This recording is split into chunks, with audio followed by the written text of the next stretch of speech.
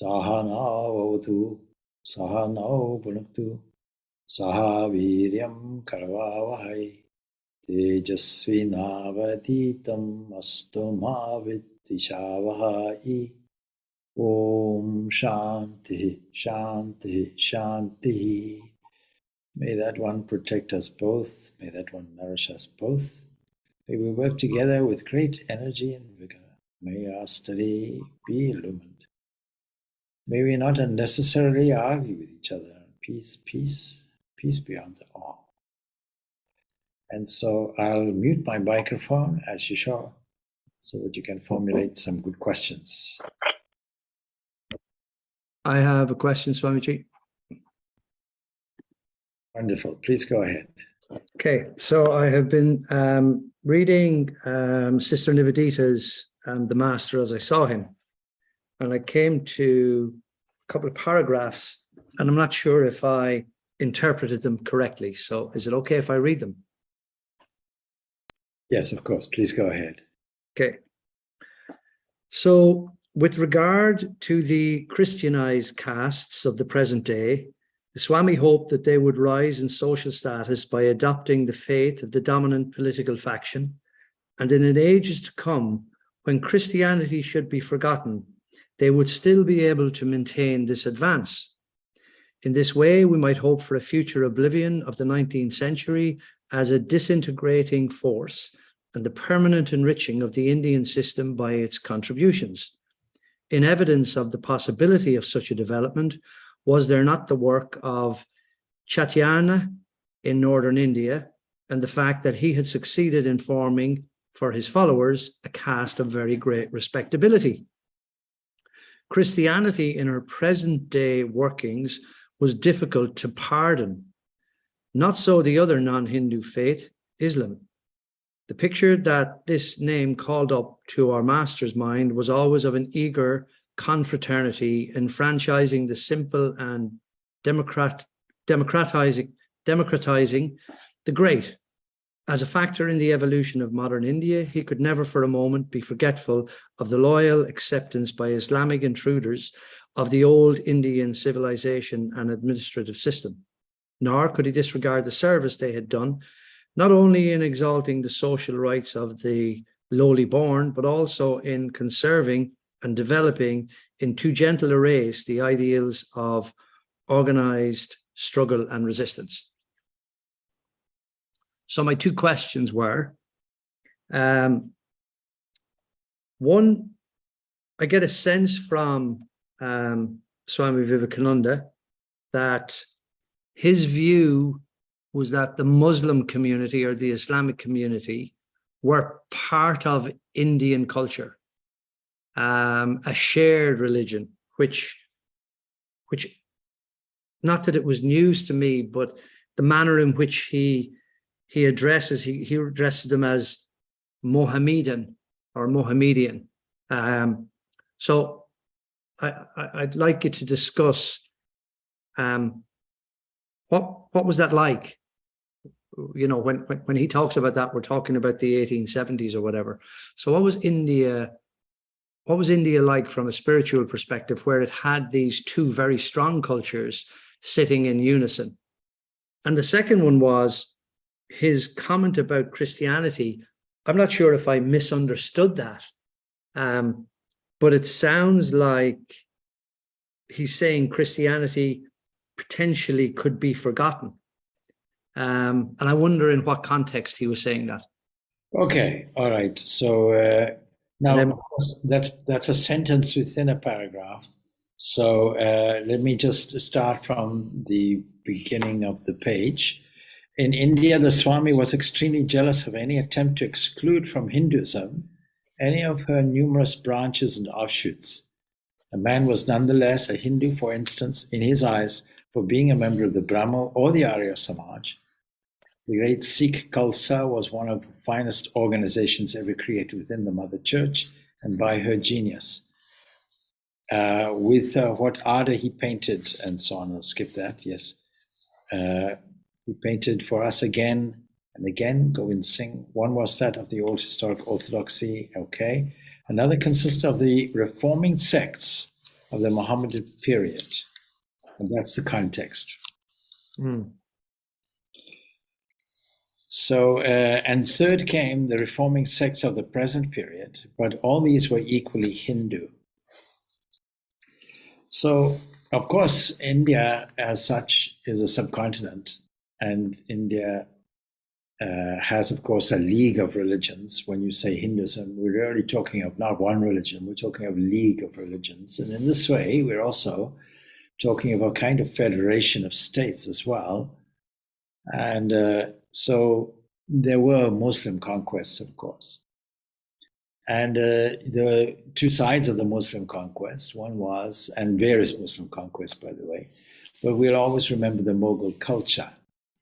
And India had this remarkable capacity to absorb everything that came in and not destroy it.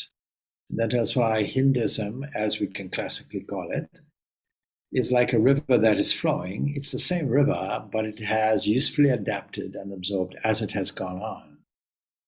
For example, the Bhagavad Gita mentions Sankhya, it mentions yoga, it mentions all these disparate philosophies. Instead of referring to Jnana Yoga, it says Sankhya Yoga. So Vyasa, the author, is reconciling all of these different schools of thought. In the Bhagavad Gita, for example, we find for the first time these four yogas reconciled. The Karma Yoga occupying chapter 2 to chapter 5. Chapter 6 is meditation. Chapter 2 to chapter 5 is Karma Yoga. And then chapter 7 to chapter 12 is Bhakti Yoga, and the rest would be Jnana Yoga. So he's praising where he can. He's praising, and it's something that we should set the example, or he sets the example, we should follow it. And that is that instead of criticizing things, it's very easy to bulk everybody into a group. Islam, for example, all Islamists. The greatest danger we have is any form of generalization that says all this and all that. All Christians are this, all Muslims are that. And of course, he's referring to them by the old 19th century term. And we have to be more politically correct these days. We won't say Mohammedans, because these are followers of Muhammad. And today, Muslims want to be called Muslims, not Mohammedans. Not followers of Muhammad, but followers of those who submit to the will of Allah. Anyhow, so there are reforming sects regardless. And reformation is necessary everywhere. From time to time, we have to take the contemporary understanding of religions and we have to mold it to contemporary needs. And I think if I can go at a slight deviation, today we're finding in Europe and America many, many trends which are positing science over religion, characterizing religion as an outdated medieval system that has no relevance today. All the churches are of medieval construction, and completely out of touch with the modern world of technology. So many people think. This is not true in other places such as Africa and maybe South America. So there has to be some kind of updating and upgrading. And then he goes on, he never forgot that his own longing to consider the problems of his country and his religion on the grand scale had found its first fulfillment in his youthful membership of the Southern Brahma Samaj. All Ramakrishna's immediate disciples and so on came from this Brahma Samaj, which was essentially a Hindu reform movement.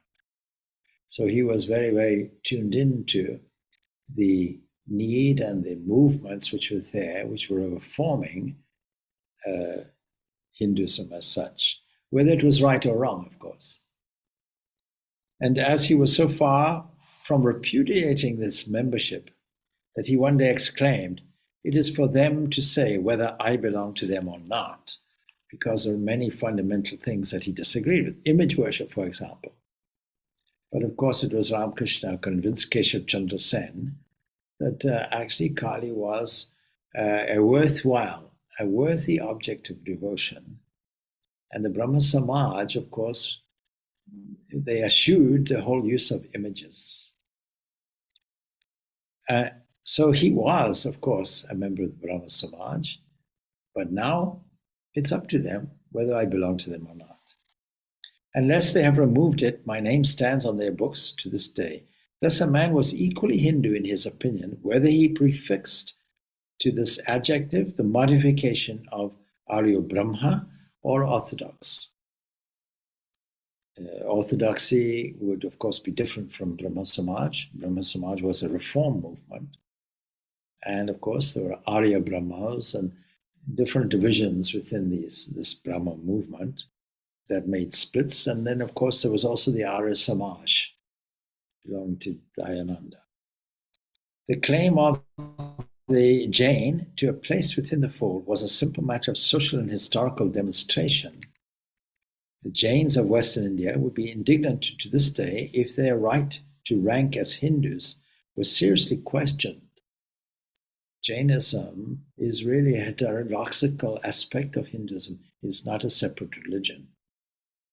And even now they exchange daughters in marriage with Orthodox houses of caste correspondent to their own. And even now their temples are served occasionally by ordinary Brahmins. And now comes to what you're quoting. The Swami had disciples among all faiths. And in the Vedanta movement, we continue to have disciples, if you will, or followers of all faiths. That is the beauty of Vedanta. It is a uniting principle or philosophy. It is the essence of truth. It is applicable to every expression of it. And so the Swami had disciples among all faiths, even the Mohammedan. We can convert that into Muslim. And by the good offices of certain of his Jain friends, he was allowed to read some of their sacred books, not usually accessible except to members of their own congregations. See the breadth that he introduced. What a breadth of understanding, acceptable to the Jains, and even Muslims among his followers. I should comment that in the Ramakrishna order, there is certainly at least one or two Muslim monks in the order, and of course several Christian monks. We're not asking people to change their religion. We're asking them to endorse the universal philosophy and try to express it in the way that is comfortable for you. From this study, he was deeply impressed with the authenticity of their doctrines. Which doctrines? The doctrines of the Jains, the doctrines of the Muslims, and any other religion, of course, where he found a study on the one hand and disciples on the other. He was deeply impressed with the authenticity of their doctrines and traditions and with the important part which they had played in the evolution of Hinduism, because Hinduism is seen as an evolving religion. All religions should be evolving, absorbing new influences, learning from each other. And it's happening today, by the way. There's a remarkable book by somebody called Louis Hughes, an Irish person, who's written a very, very useful and very accurate book on pranayama. He's a Catholic priest, he's a Dominican priest, sitting here in Ireland. Indian religion necessarily includes amongst the strongest ideas a regard for the immanent humanity in dumb animals and deep devotion to the ascetic ideal of sainthood. I read that again. Indian religion necessarily includes amongst its strongest ideas a regard for the immanent humanity in dumb animals and deep devotion to the ascetic ideal of sainthood. He's referring to Jainism. Jainism take ahimsa very seriously, even covering their mouths, even way before the COVID, so lest they accidentally breathe in insects. So these two features had been isolated and emphasized by the Jains. They were already there in Hinduism. The Jains isolated these things from Hinduism. They emphasized these things. And it's their clear pronouncements on the germ theory, moreover, confirmed as these have been by the researchers of modern science, there was evidence sufficient of the intellect and spiritual stature of the founders of the school, because they wear masks, because you may even inhale microorganisms. And these are also living beings. And this was a precursor to the modern science of investigating germs under microscopes, the invention of the microscope and the discovery of minute microorganisms that were responsible for diseases. The Jain is obviously right, said the Swami, in claiming that his doctrines were in the first place declared by the rishis. All of these systems coming out seemingly as separate religions, they all came from the ancient rishis. Now, with regard to the the Christianized castes of the present day, the Swami hoped that they would rise in social status by adopting the faith of the dominant political faction, and that in ages to come, when Christianity should be forgotten, they would still be able to maintain this advance. So, the caste system was associated with Hinduism. The caste system went into a state of decay and distortion. In the Bhagavad Gita, we find reference to the castes, praising it as a wonderful social system. Indeed, every society requires the caste system of old. Why is that? It's because there should be dedicated people who dedicate themselves for the welfare of society, not necessarily money earners. Now let's update the ideas, because formerly these dedicated people were called Brahmins, those people who were dedicated to teaching and to religious rituals, priests, if you will. And they are called Brahmins because they are supposed to be Noahs of Brahman. And in this system, it was not a hereditary caste system. The idea was you could, in one family, have many different castes, but society needs dedicated people. In modern society, we need teachers, educators, we need nurses, we need doctors. The era, of course, has been in modern society that these people have been careerists and want to earn money and go on strike if they don't get it. But the old system says you must have people of noble character who are dedicated to the needs of society. The most ancient need of society was food. But food doesn't come without seasonal rain.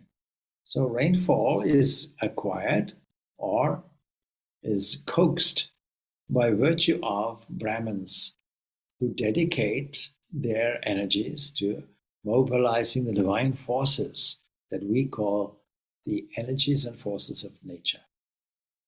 But they are non-combatants. We can see in the story of Ramayana, that Vishwamitra, who was of a military caste, he changed his caste and he became a forest dweller living in the ashrams. And he was attacked, and all his ascetics in his ashram were attacked by demons. He had the capacity to use weapons against them, but since he was a Brahmin, he couldn't do it. So he had to call on the military might of Rama and Lakshmana to come and help.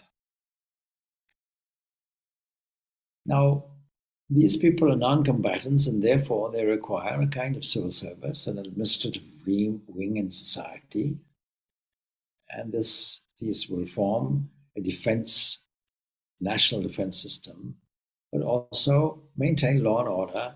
And this was the Kshatriya caste, or the military caste. And then, of course, the vast majority of people will be the Vaishyas, that is, people involved in industry, commerce, agriculture. And then what about those who have no skills, unskilled labor? So this is the Shudra.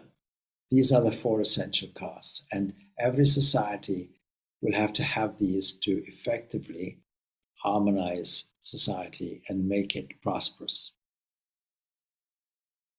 Now, of course, Swami Vivekananda also had the idea that each one of these will dominate in different countries.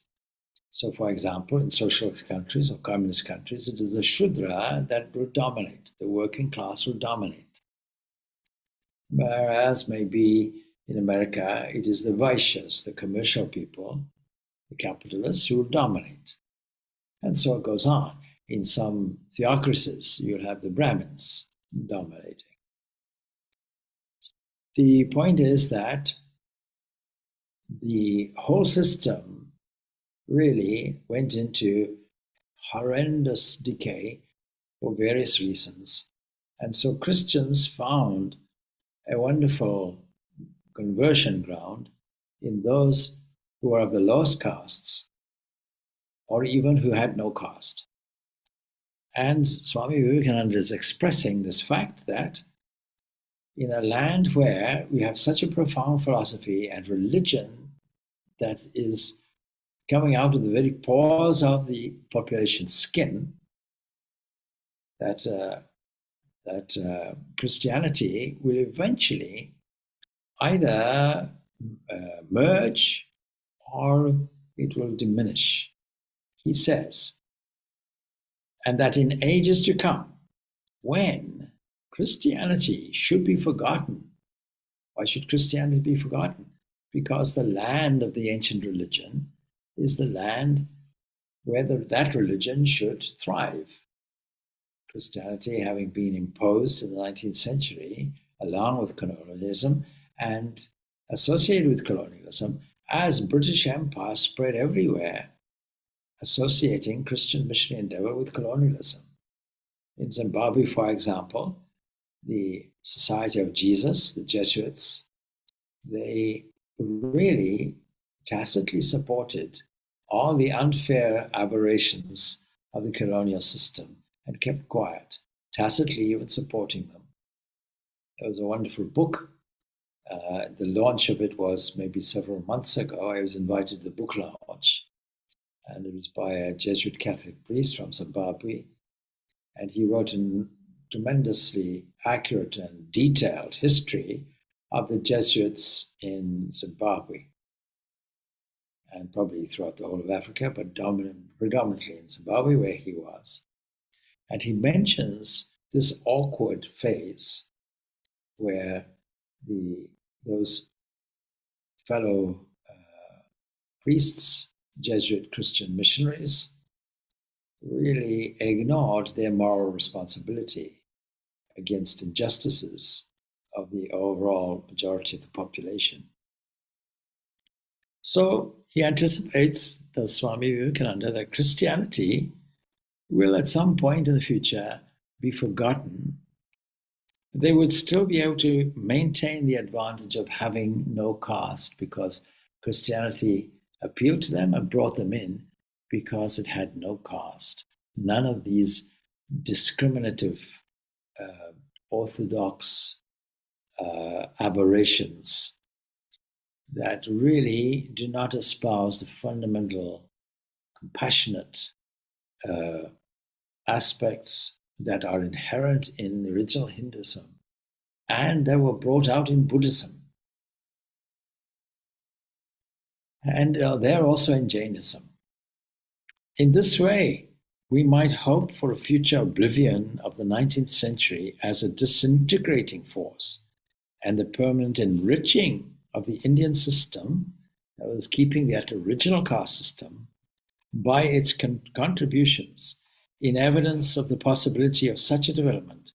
Was there not the work of Chaitanya in northern India, Bengal, which said everybody has the right to sing and dance?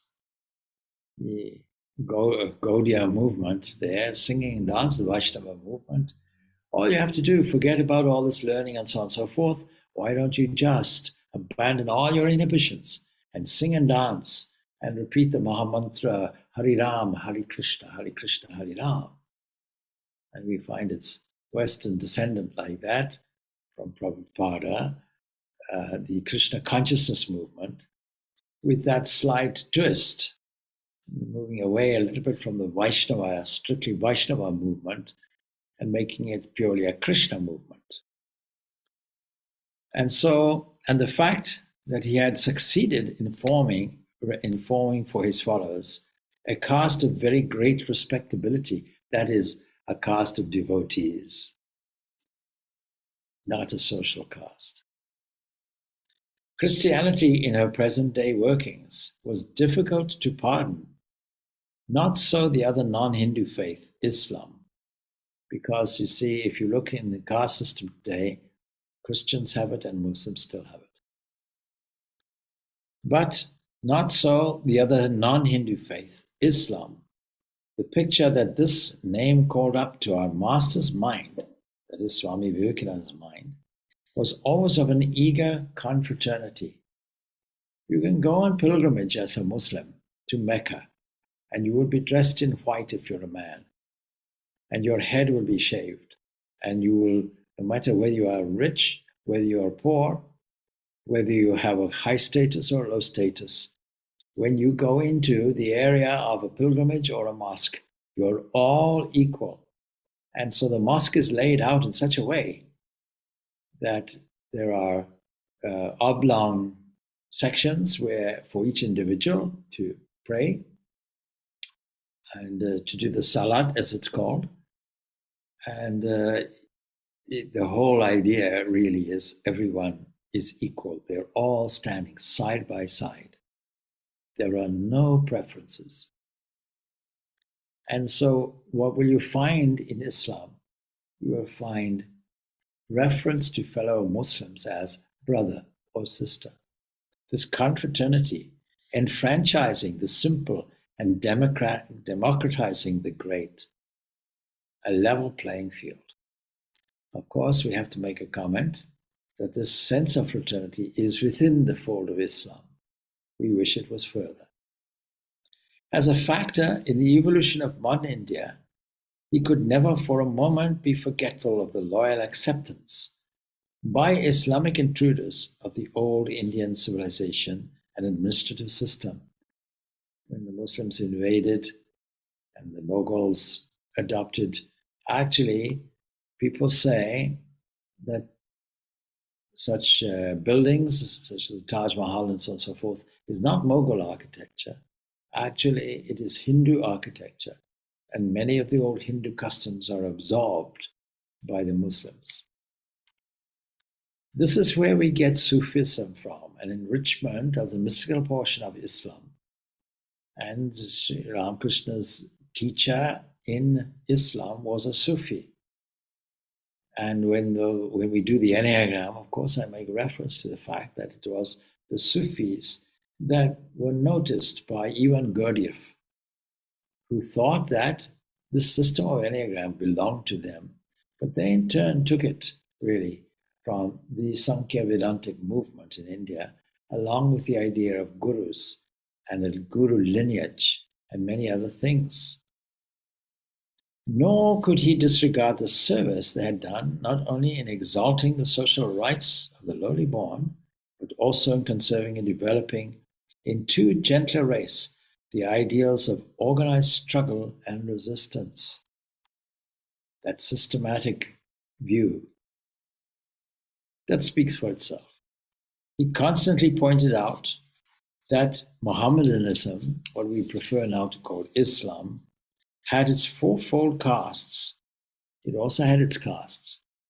He says the Sayyid, the Pathan, the Mughal, and the Sheikh, and that of these the Sheikhs had an inherited right to the Indian soil and the Indian memory as ancient and indisputable as much as those of any Hindu.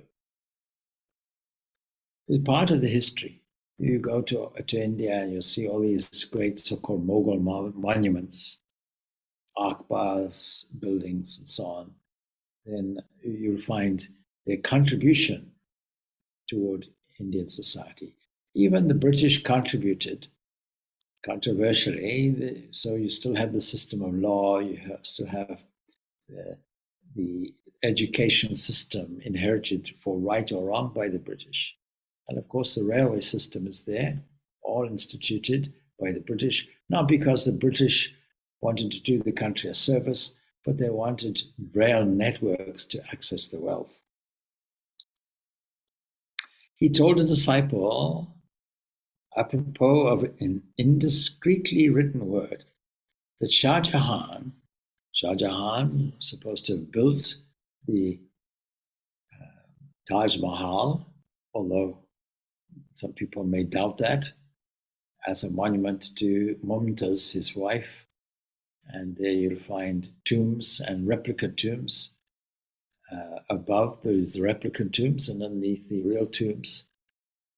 And so that is Shah Jahan would have turned in his grave to hear himself called a foreigner, because you see they integrated so much into India that they would recognize themselves as Indian.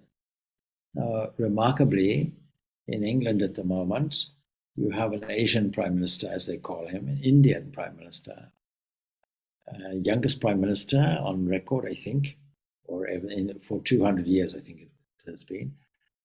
I think William Pitt was younger, but certainly the first British Indian. You ask him, what nationality are you? He'll say, I'm British. So when people come into a country and make it their home and integrate with the country, and the country integrates with them, they're not foreigners. And finally, his highest prayer for the good of the motherland, that's India, was that she might make manifest the twofold ideal of an Islamic body, that is the fraternal aspect of it, and a Vedantic heart, seeing the divine in everyone in the divine, is what's called the Vedantic heart.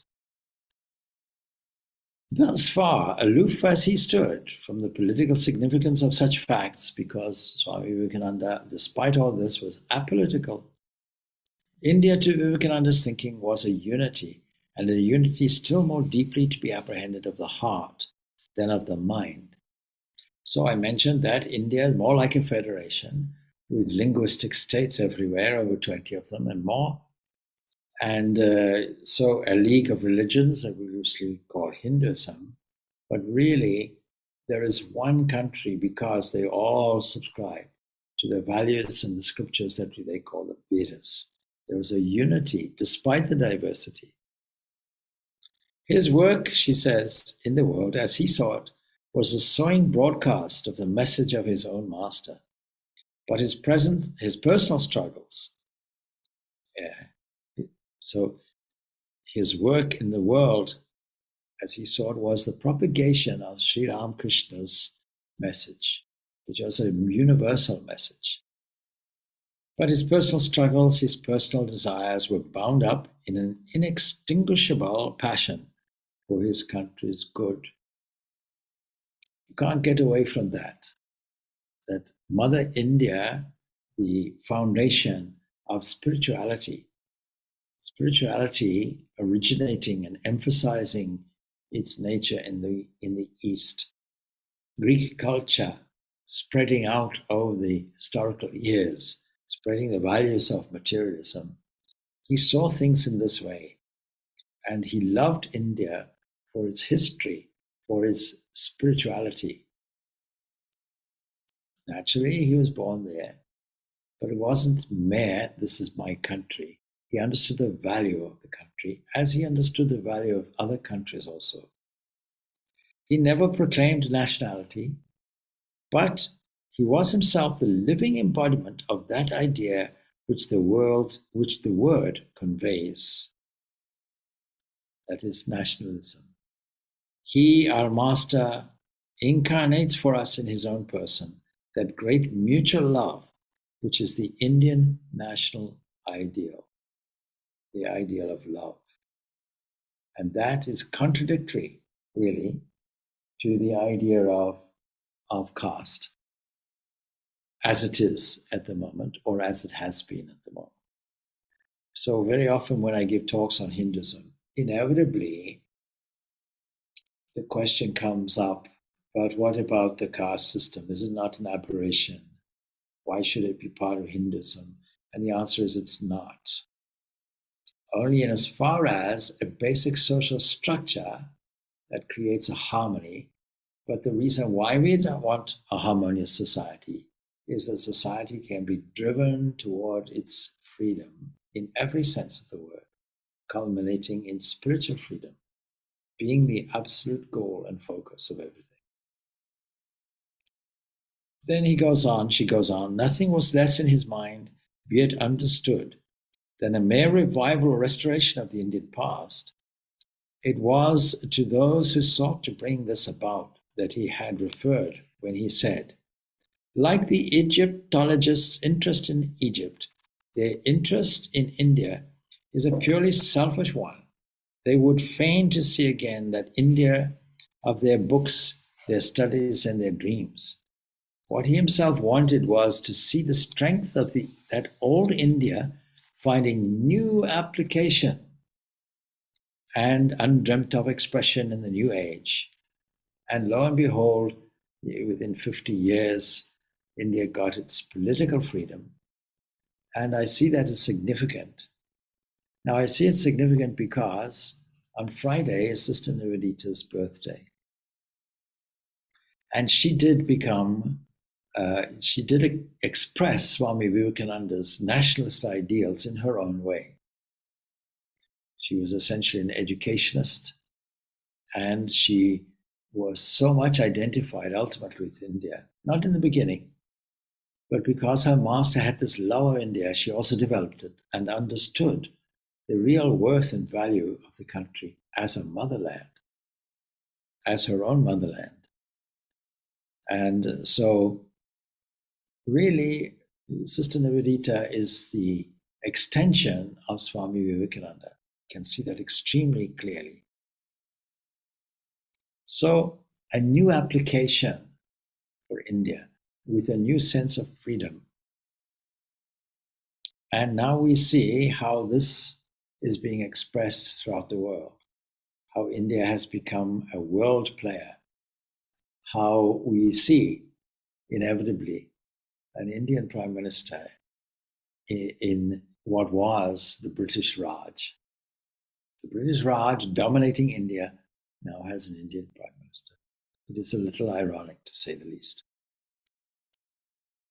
Anyway, he says, so he longed to see, you see, in the new age, he longed to see a dynamic religion, not a religion of stodgy books, not a religion dwelling on past, not a religion steeped in caste, not a religion that was orthodox to the point of cruelty, even to the point of rules and regulations and strictures, which didn't have any sense and certainly no compassion. He didn't want that. So he sees it as a dynamic religion, a religion that not only changes over time, but a religion that incorporates everybody in every facet of society and that lives out this immortal self in all beings and all beings in the self. Jiva is Shiva, and enacts in that sense his master's vision. Why should one select out of all the elements of meanness and decadence and reaction and call them orthodox? Orthodoxy was a term too grand, too strong, too vital for any such use. It would be rightly applied only to that home where all the men were Pandava heroes and all the women had the greatness of Sita or the fearlessness of Savitri. He stood aloof from all special questions, whether of conservatism or reform, not because he sympathized with one party more or less than with the other, but because he saw that for both alike, the real question was the recapture of the ideal and its identification with India. And on behalf of women and the people alike, he held that the duty required of us was not to change institutions, but to put these in a position to solve their own problems. A wonderful statement. This is a wonderful thing that she writes. Only Sister Nivedita was in a position and bold enough to write a biography of her master, Swami Vivekananda. So I hope that my commentary on these passages clarifies things for you. Yes, thank you, Swamiji. Appreciate that. Good, good. What has that to do with spirituality, you may ask, because it's all to do with country and nationalism and so on.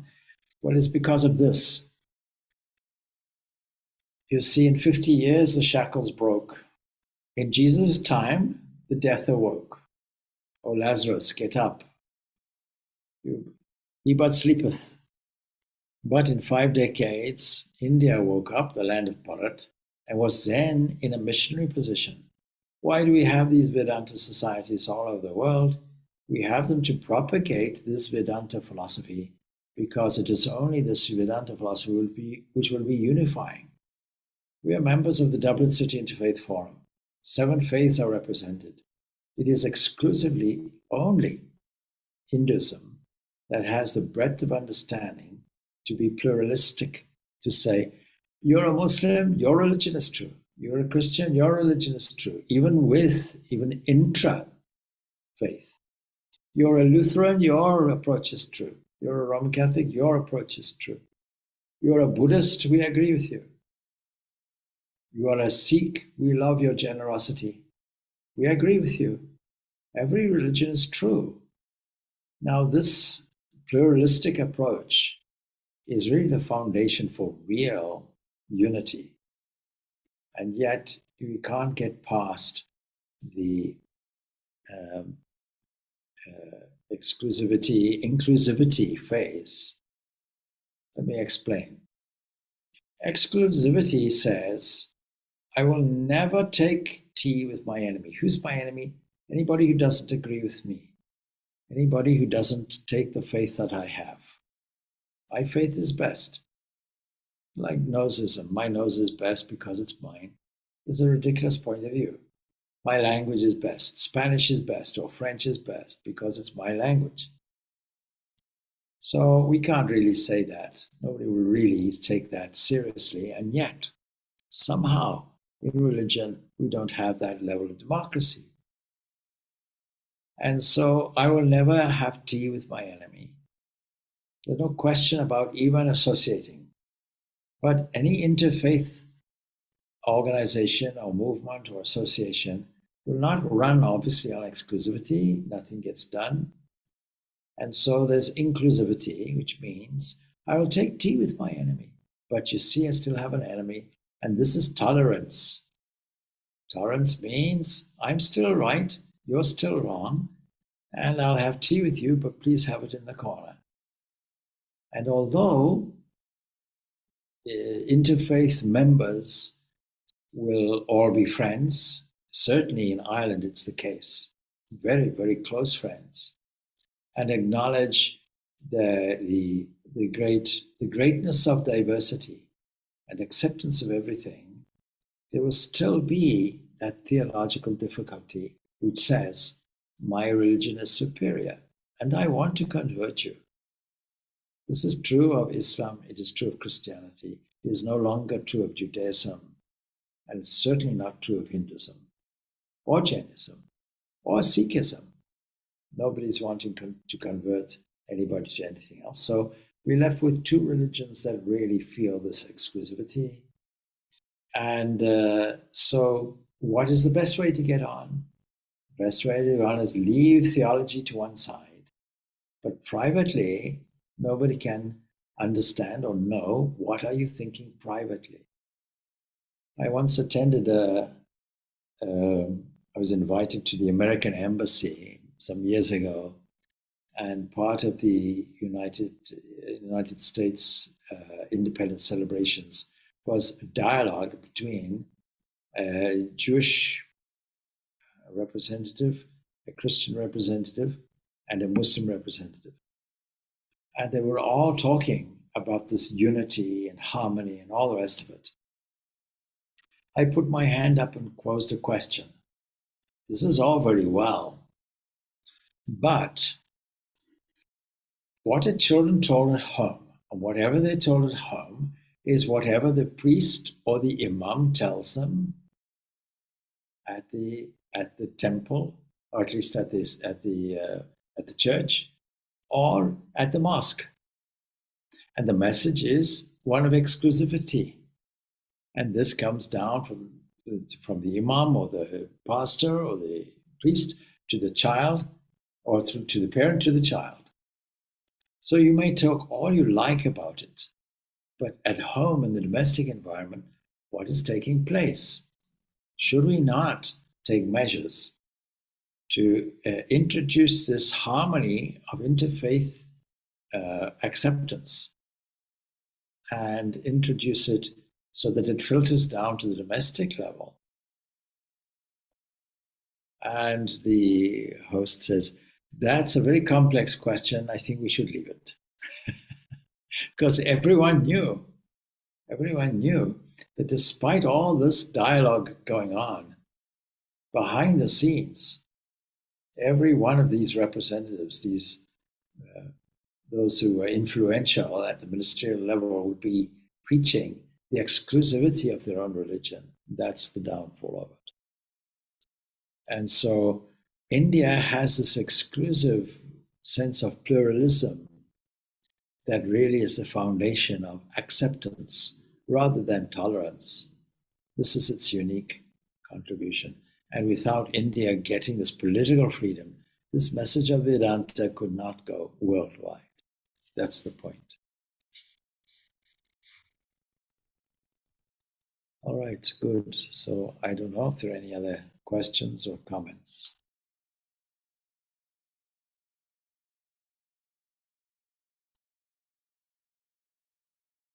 Some comment was there in the chat. Let me just see. Is bhakti different or greater than mukti? See, all the systems, all the processes, you can't say one is greater than the other in terms of process. See, and the mukti is somebody who gained moksha. And the whatever path you take, when it comes to its full expression and its end arrives at moksha, or being a mukti, one who is free. But if your question is associated with, is the condition of mukti more associated with jnana yoga? You see, that's a slightly different question.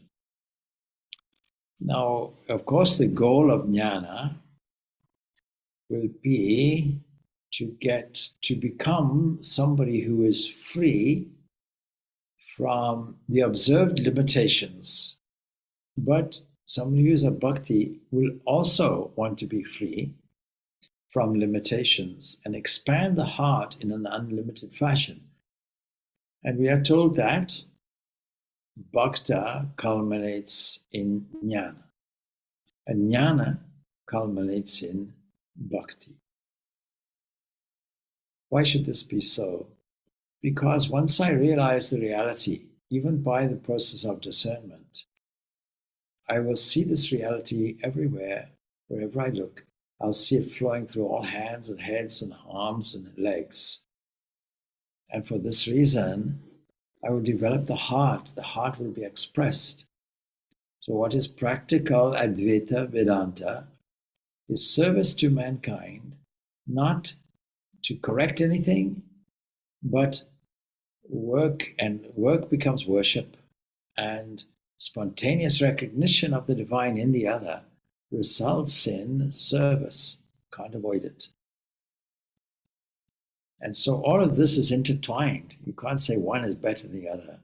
In fact, it would be even a mistake to say that we are exclusively this or that, since we are not, in this day and age anyway, we are not exclusively thinking people, or exclusively feeling people, or exclusively willing people, or exclusively meditating people. And so when Swami Vivekananda designed this motto, this emblem representing the Ramakrishna order, mission, Mat, he designed it to be symbolizing all of these four paths. It was clearly, when he said one or more or all of these and be free, it was clear he really meant all of them. And this is telling in his organization, where there's a capacity to study, there's capacity to meditate, there's a capacity for service and work. All of these things are incorporated. In this day and age, there has to be some kind of balance. Otherwise, it's an exaggeration. Exaggeration, we say, when we talk about the Enneagram, we talk about one center being exaggerated, something like musicians playing. And one musician decides to dominate the scene, and one is supporting, and the other one gets disgusted and either doesn't play very well or walks away. And so it's to our benefit to balance these particular aspects of our own personality, not only for our own satisfaction and good, but that of the whole world. We become more of a multifaceted instrumental entity when we do this.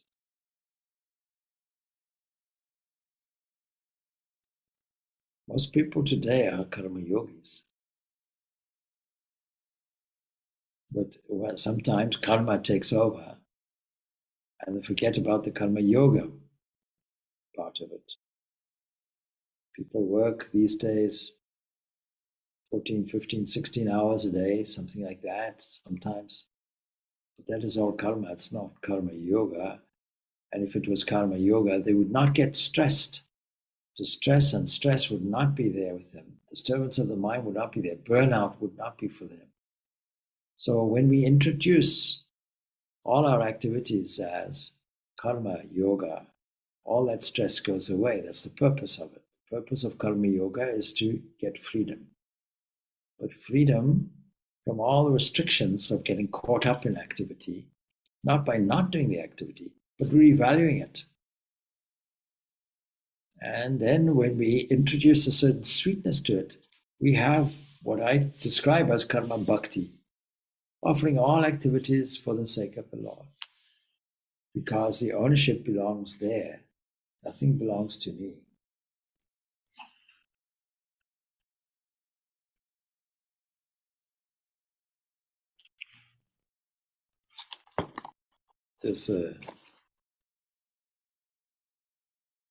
We have to perform our duties without attachment. And if you know from the bottom of your heart that this world belongs to God and not to you, then no harm will come to you. This is a quotation from Swami Purnananda. Eradicate all feeling of ownership. Never say it is mine. Only God knows how long He will keep you in this world and what He will do through you. Not with you, but through you. Do your duties conscientiously. Let no one doubt your sincerity. But in your heart of hearts, you should know that you have nothing. Everything belongs to God. Never be attached to anything, intensely feeling that God is the doer and you are the instrument. Let His will be done. The devotee in this conversation asks him, Maharaj, while performing duties according to your instruction, if my mind gets confused or if I feel attached for any object, what shall I do? Well, do not yield to depression, comes the answer. Never allow yourself to be depressed. It doesn't matter if you fail a few times. Try again with redoubled energy. Have tremendous zeal in the mind. Never give up. Do or die. Let this be your motto. I think it was Swami Purnananda who had all these mottos around his retreat in California. It was do or die, but you won't die. Do it, but do it now. These kinds of mottos or sayings he put round. He says, make a firm resolution that in this very life you will realize God, in this very life. Otherwise, what is the use of having this body and mind? Blessed are you if you die in the attempt to realize God. So I hope that is relevant to your question, and I hope you got some value from this evening. So we'll leave that there. Okay, all right, we'll finish. Om Shanti, Shanti, Shanti. Peace, peace, peace be unto all. Thanks. Thank you, Swamiji. Thank you, Thank you, Swami. Thank you, Swamiji. Welcome back, Swamiji. Bye. Thank you, Swamiji. Oh.